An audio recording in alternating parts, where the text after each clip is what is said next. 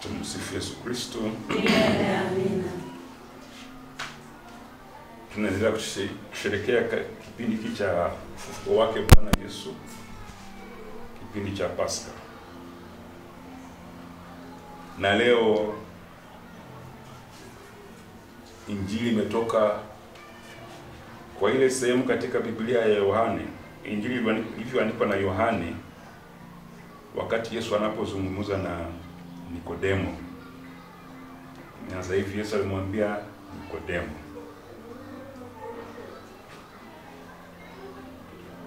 Na hiyo Injili inaguza hatua tatu.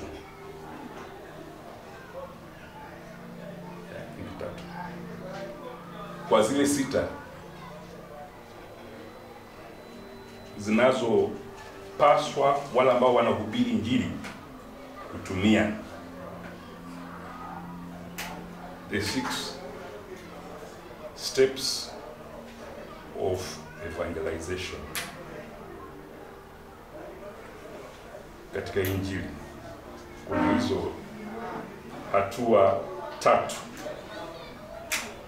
Ya kwanza ni upendo wa Mungu. Upendo wa nani? Wa Mungu. Yesu alimwambia Nikodemo, kwa maana jinsi hii Mungu aliupenda ulimwengu. Hatua ya pili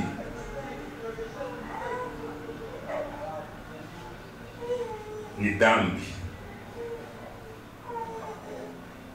Dhambi ya kibinafsi. Kumbusha watu ya kwamba dhambi ipo na ni dhambi ya kibinafsi, or personal sin. Hatua ya 3, na ndio habari njema ya kwamba hata watu ingawa wametenda dhambi, kuna Mwokozi, na huyu ni Yesu Kristo.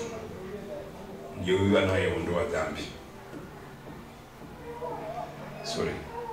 Kuna pia hatua ya 4. Tumwamini huyu Yesu Kristo. Tumsifu Yesu Kristo. Amina. Hizo hatua ni 6, lakini zile nyingine tutaongeza siku nyingine. So tumeona hatua 4 kwa zile 6. Upendo wa Mungu, dhambi, Yesu Kristo na wokovu wake na wokovu wetu, na kumwamini Mungu. Hatua ya 5, Roho Mtakatifu. Hatua ya 6, kujiunga na jumuiya ya waamini. Tunafuatana hivyo. Okay? Yes. Huyu Nikodemo alikuwa mwandishi wa sheria. Amejifunza sana. Anajua mengi sana kuhusu mambo ya ulimwengu. Lakini hakuwa amemjua Yesu ni nani, mpaka wakati alipokutana naye. Na nimeshasema hii mara kadhaa ya kwamba Injili ya Yohane inatuonyesha vile watu wanapokutana na Yesu, wanajadiliana au kuzungumza naye,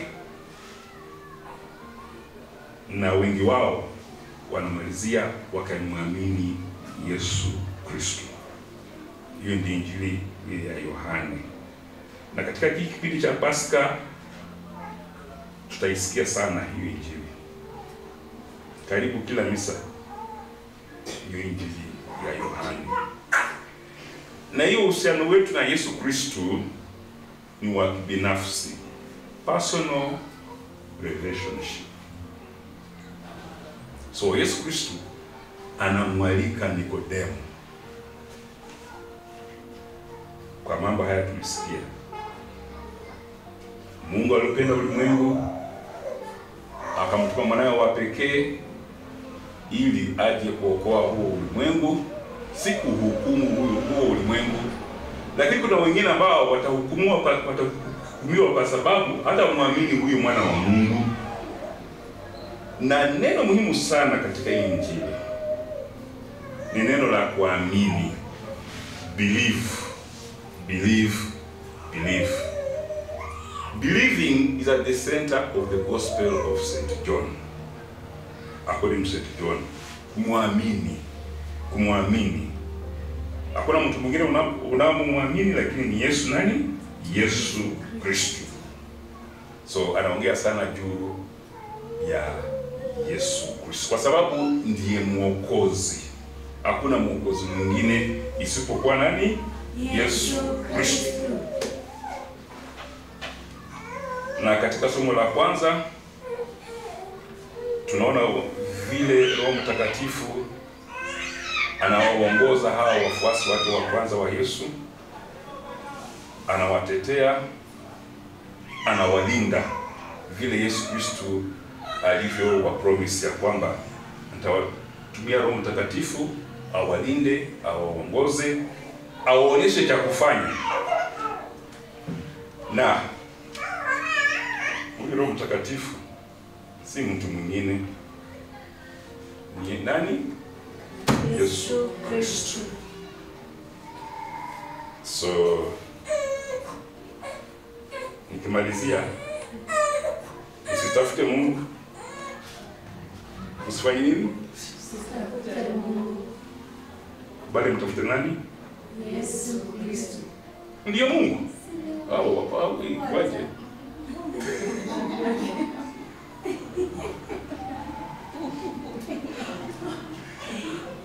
In fact, sikuwa nilishikilia hii kitu hiyo. Tunasoma mingi sana, lakini pengine hata kusoma mingi sana unazipotea hata kuliko zaidi. Miaka ino unasoma juu ya nani? Yesu Kristo. Lakini unazitoka hata miaka ino kujua Yesu Kristo ni nani.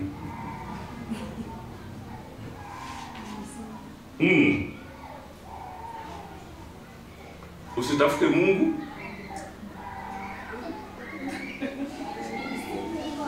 Msipige ripoti kwa direct.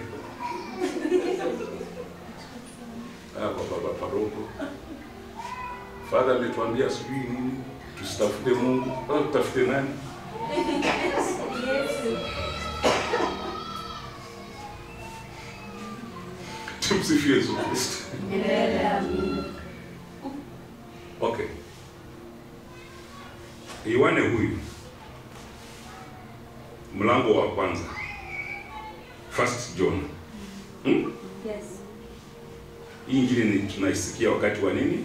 Sikukuu ya Christmas. Kwa misa ya mchana. Ni nani yule ambaye neno la Mungu ni nani? Ambaye aligeuka kawa nini? Mungu akawa binadamu ni nani huyu? So, msitafute Mungu, mtafute Yesu. Msitafute Roho Mtakatifu,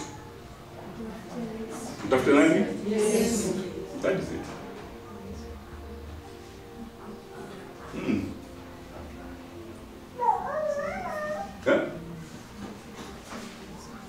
Au mnasoma nini kwa katekism? Namalizia. Looks very interesting. Msitafute Mungu, mtafute Yesu. Msitafute Roho Mtakatifu. Yesu. Okay, sisemi Mungu hayupo. Sisemi Roho Mtakatifu hayupo. Ako. Mungu alijifanya mtu kwa uwezo wake, si kwa uwezo wa watu mwingine. Akazaliwa nani? Bikira Maria. Kwa uwezo wa nani? Huyu ndio mtu hapo tu. Tumsifu Yesu Nimeanza na hii siku moja, kuna watu wengine huko Uganda wako na Mungu wao, na huyu Mungu alikuwa katekista kama Joseph katekista, na baadaye sijui nini niliingia kwake, akaanza kusema yeye kwa wale ni wa Mungu watatu, ila akawa Mungu akaingia tu hapo mtu watatu katika ule Mungu mmoja, Mungu mmoja persona shini, akaingia huko akawa wanne. Pole pole amepindua serikali huko ya huko mbinguni, amejifanya Mungu lakini anaishi hapa duniani. Sasa of course kanisa wakasema hatuna nini uhusiano na wewe, akaenda zake. Sasa siku moja nilikuwa nasafiri kwa matatu huko Uganda, na niko na wafuasi wake, na wanavaa hizo nguo nyeupe, hiyo kanzu nyeupe hiyo. Wakaanza kujadiliana na Wakristo fulani, wakasema afadhali sisi Mungu yetu tunamuona, tunajua mahali anaishi, tunajua bibi yake, tunajua wajukuu wake, tunajua wale ambao wanapakana na shamba nao, tunajua. Afadhali hao wako na Mungu wao wanamuona. Hata Mungu wao alikufa, wakamjia siku asudi mambo mengine. So hii ndio fungo la imani. Usitafute Mungu, tafuta Yesu. Usitafute Roho Mtakatifu, ukitafuta Yesu wote tunawapata wote. Tumsifu Yesu Kristo. Amina. So ndio Yesu ambaye alitumwa kwa wokovu wetu. Bwana awe nanyi.